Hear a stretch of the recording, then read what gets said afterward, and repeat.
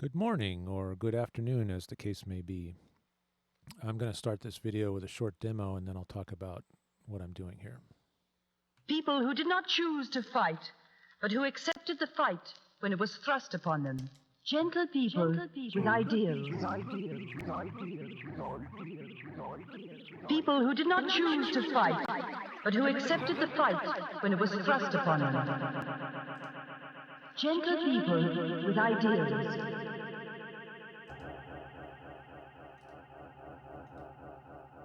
Gentle people with ideals.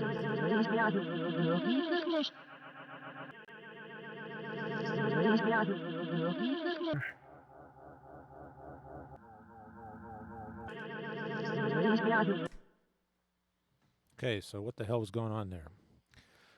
Well, what we have here is a camera that keeps blinking off. We'll just deal with that. So this is a technique that I came up with a few months ago to satisfy some of the requirements of performing a piece that has voice samples that I want to trigger pretty much ad hoc, and I want to process them in random ways. It doesn't have to be synchronized to anything. And there's a lot of ways you can approach this. There's lots of software samplers rather. There's hardware samplers, MIDI controllers that you can connect to different things. And I just had a hard time with a lot of the different devices I've tried. So this is my solution to the way that I wanted to use things.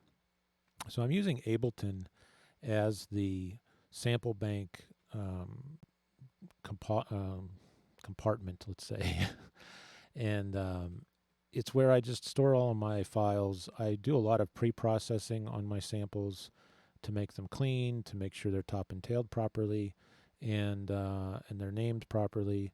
So I like that I could just bring them into Ableton. I don't need to do any other renaming, reformatting, converting, or anything else the way that you have to do on a lot of hardware devices where you're using an SD card or internal storage.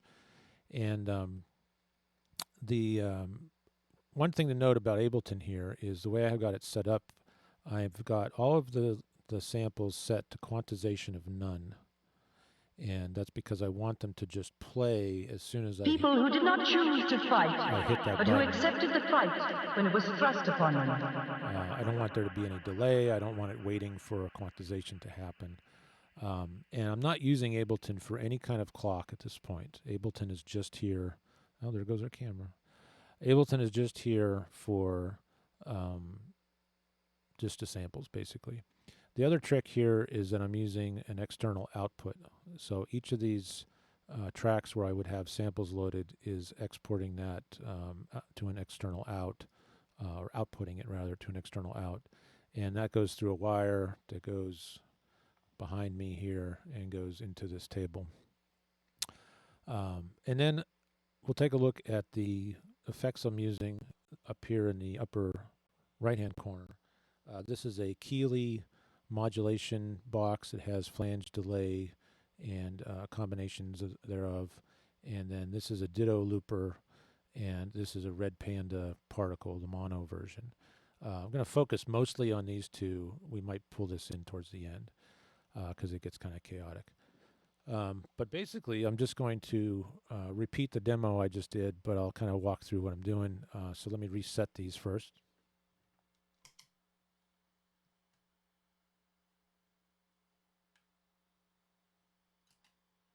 Okay, so now everything's in a zero state.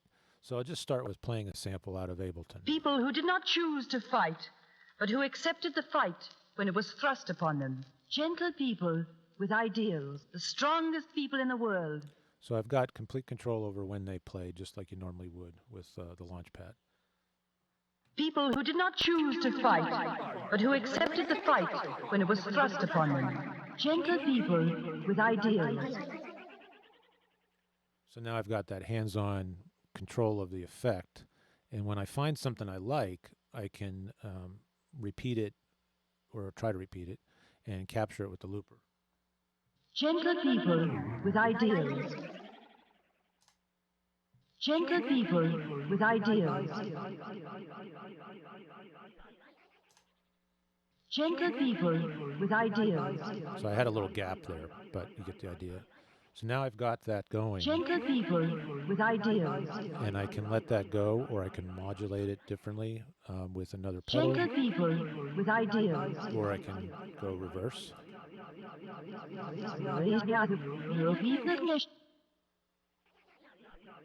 Or halftime, or both.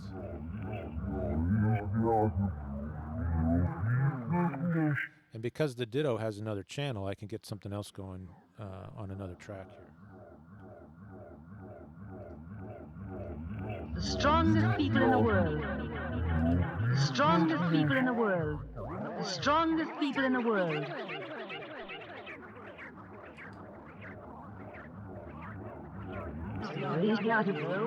People with ideals.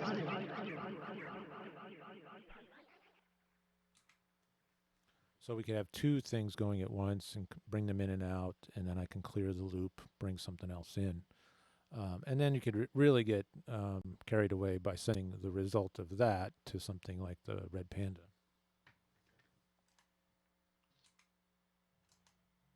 Gentle people with ideals. Gentle people with ideals. All over the world, in every place, every town. Gentle people with ideals. They want to childhood, childhood for every child. For my Gentle children, people with ideals. think of that. It will make you happy. In every town, every village, every Gentle mud hut in the people world, with there is ideals. always a man who loves children and who will fight to make a good world for them. Gentle people with ideals. So I brought in another sample somewhat less successfully, just to show you could have then a third thing happening and continue to layer on top of that. So I think this works for me. It's not for everybody. It's a lot of fun to do with maybe as you're working on an idea to create samples that are they might not ever happen again because just the way that you landed the effect with the original signal.